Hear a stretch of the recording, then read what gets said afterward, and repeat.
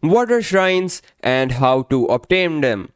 Welcome back, little drakes. In today's video I will be explaining you what are the shrines. Yes, finally the time has been come that I will be guiding you what are shrines, which are the best and how you can obtain them, what is the shrine event and how everything works. So let's start with the most outermost layer of a shrine, that are sea shrines. The shrines you are seeing on your screen, which are on the all the core lines, outer line of defense, you can see all these are called sea shrines. Currently we are holding this sea shrine, and with this help of these shrines I will be explaining you what is that we are aiming for. First of all, C13. The reason we have this shrine is it gives us occupational buff, that is archery attack. Now, what is occupational buff and what is the difference between territorial buff? The occupational buff is given to you no matter where on the map you are, whereas the territorial buff is only given if you are in this shrine area. Like you can see, there is a line and some of our players are still there. They are taking advantage of the shrine territorial buff, whereas all of us have moved to our center, as our center also give us some territorial buff, and we focus on getting territorial buff from our center, whereas in our shrines we get the occupational buffs. As you can see, in this area we have troop HP, resource production, troop defense, resource production, troop speed, gathering speed, archery defense, archery attack. All right, like all the things that you have to keep in mind, I will be noting down on the left side of the screen, so make sure to make notes or you might forget some important stuff. All right, so back to the sea shrine. I will be explaining you how you should attack it and what are the advantages and disadvantages of sea shrines. So how you should attack is simply rallying. Now make sure when I say rally, you should minimally have more than 1 million troops.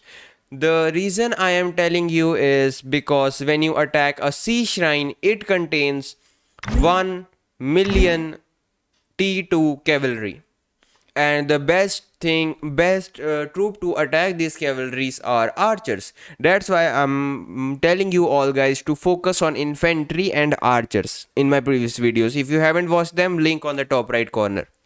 So each shrine has, or each sea shrine, okay, each sea shrine have 1 million T2 troops inside of it, which you have to one shot kill.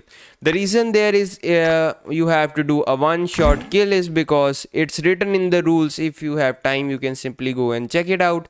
The rule states that you have to one shot it, or those T1s will regenerate and you have to constantly attack it. That's a pretty audacious and a dangerous process. So make sure to rally those DKs so you can get some tokens and increase your Hall of Alliance to increase the rally size.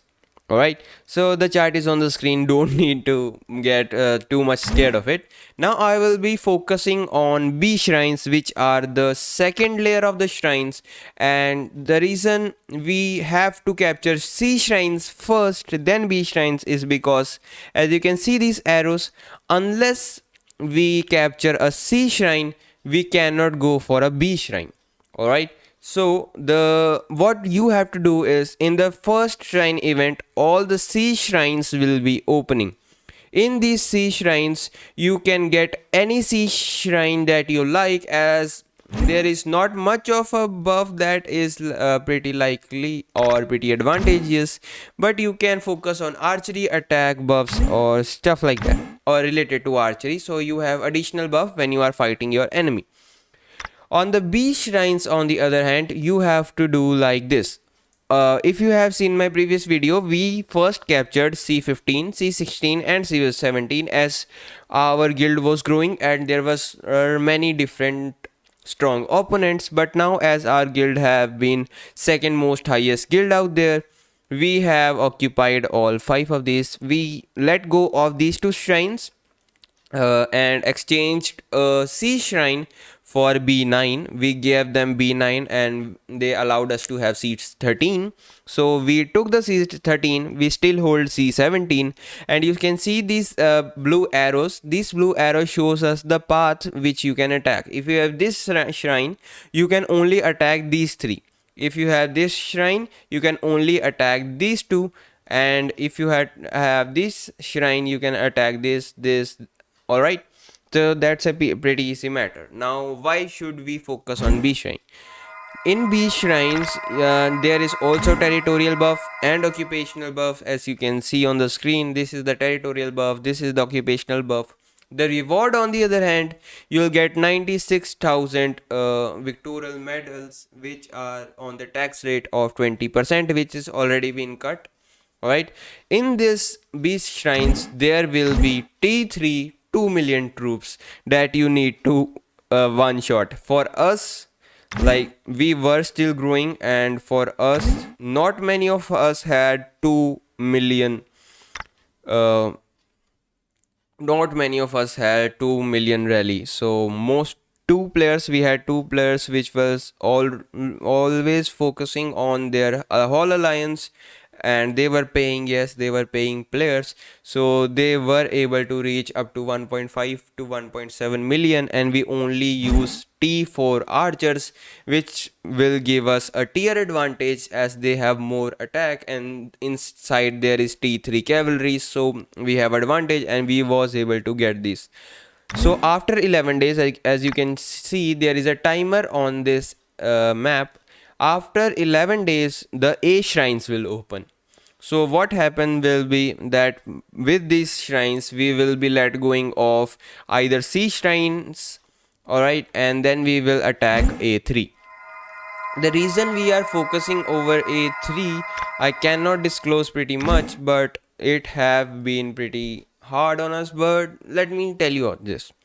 So according to future and past stuff, I am pretty sure this shrine will have up to 3 million T4 troops. The reason I am saying that is, like, it started from T2, then T3, and now it's T4.